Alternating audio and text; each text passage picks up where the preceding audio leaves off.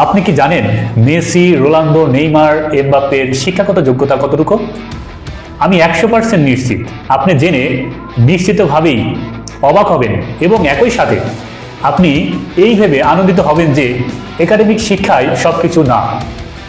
Lionel Messi, যিনি বর্তমান সময়ের একজন বিশ্বের সেরা ফুটবলার, এটা কে না জানে, কিন্তু তার শিক্ষাগত যোগ্যতা, এটা শুনলে আপনি হতবাক হবেন। যার নেই কোনো প্রাতিষ্ঠানিক বড় কোনো ডিগ্রি, মাত্র ডিপ্লোমা ডিগ্রি, যেটা বাংলাদেশের প্রেক্ষাপটে উচ্চ মাধ্যমিক। এই উচ্চ মাধ্যমিকের গণ্ডি পর্যন্ত তিনি পড়াশোনা করেছেন।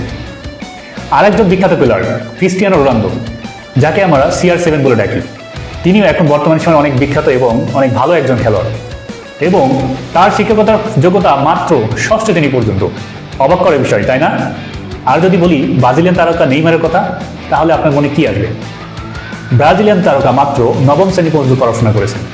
আমাদের দেশের প্রেক্ষাপটে মাধ্যমিকের গণ্ডি পেরোতে পারেনি। দ্যাট মিনস আমি বলতে চাচ্ছি SSC পাসটাই করতে পারেনি। আর সর্বশেষ যার কথা আমি বলবো, তিনি ফ্রান্সের বর্তমান উদীয়মান তারকা।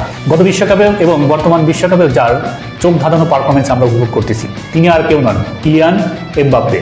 তিনি মাত্র উচ্চ মাধ্যমিকের গণ্ডি পেরোতে পারছিলেন। ভিডিওটি দেখে অবশ্যই নিশ্চয়ই বুঝতে পারতেছেন যে একাডেমিক শিক্ষায় সবকিছু নয়। দক্ষতা, যোগ্যতা এবং যে কোনো একটি বিষয়ে স্কিল অর্জন করলেই আপনি সফল হতে পারবেন। ভিডিওটি ভালো লাগলে অবশ্যই সবাইকে বলবো চ্যানেলটি সাবস্ক্রাইব করে দিবেন এবং পরবর্তী ভিডিওর আমন্ত্রণ জানিয়ে আজকে বিদায় নিচ্ছি। দেখা হবে পরবর্তী ভিডিওতে।